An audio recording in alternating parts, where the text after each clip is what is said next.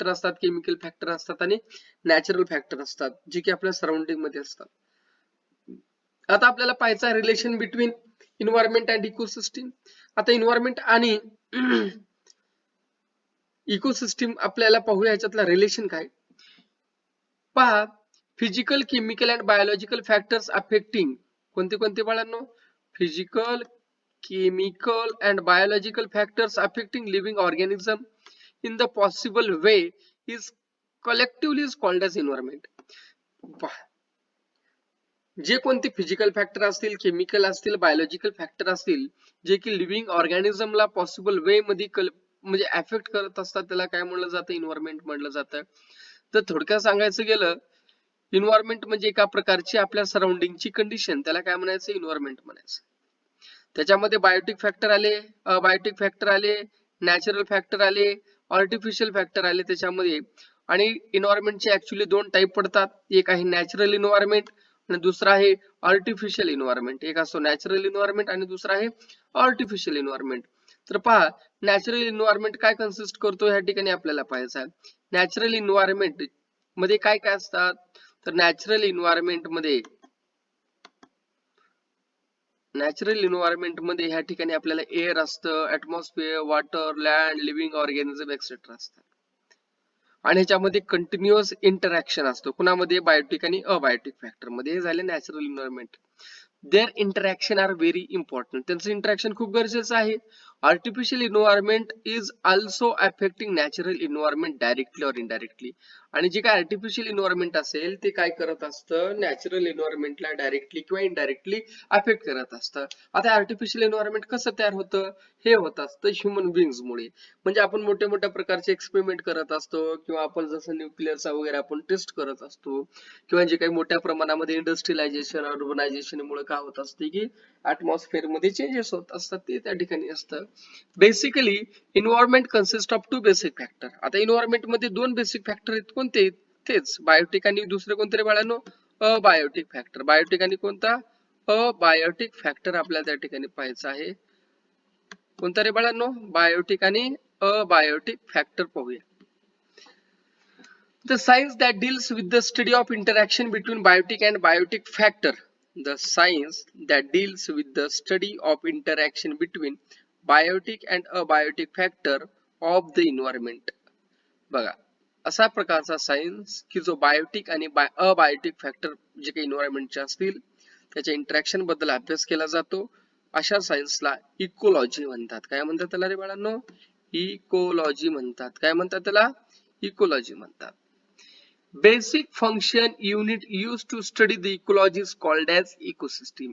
आणि हे जे काही बेसिक फंक्शनल युनिट यूज केला जातो इकोलॉजीचा त्याला काय म्हणलं जातं? इकोसिस्टीम म्हणलं जातं.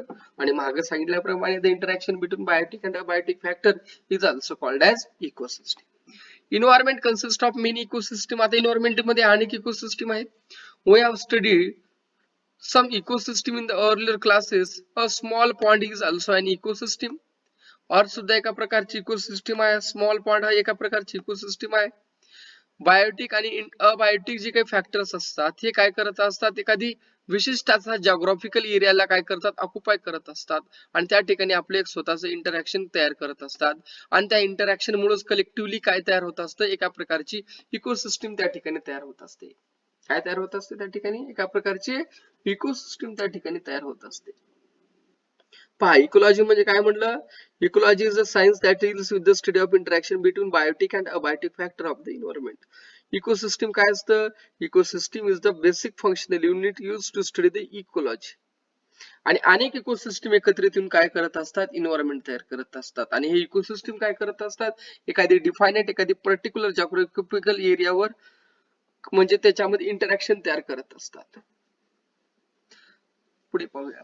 Which cycles are operated in the environment. आता इन्व्हायरमेंट मध्ये कोणते कोणते सायकल आहेत रे? त्याच्यामध्ये आपण नाईन्थ चॅप्टर मध्ये तुम्ही ज्यावेळेस पाहाल त्यावेळेस तुम्हाला लक्षात येईल, इन्व्हायरमेंट मध्ये बायोजिओलॉजिकल सायकल्स आहेत. त्याच्यामध्ये 2 टाईप आहेत, एक गॅसेस सायकल आणि दुसरा आहे nitrogen cycle. Oxygen cycle, sedimentary cycle, phosphorus cycle हे त्याच्यामध्ये येत असतात. आणि त्याचं इम्पॉर्टन्स काय हे आपण इयत्ता 9वी मध्ये पाहूया. Environmental balance is maintain through continuous operation of various natural cycles. आता सांगितलं तुम्हाला. म्हणजे इन्व्हायरमेंटलचं बॅलन्स हे काय केलं जातं, अनेक प्रकारचे ऑपरेशन्स नॅचरल सायकलचे, जसं की water cycle, carbon cycle, gases cycle, like gases मध्ये कोणते नायट्रोजन सायकल, ऑक्सिजन सायकल, ह्याच्यामध्ये बॅलन्स मेंटेन केलं जातं. Human existence is totally impossible without the existence of nature. Human existence is totally impossible without the existence of nature. Yes, nature जर राहण्या गेलं, nature मध्ये carbon आलं, ऑक्सिजन सायकल आली, water cycle आली, त्याच्याशिवाय आपलं ह्युमन एक्झिस्टन्स पॉसिबल आहे का? Not, it is not possible.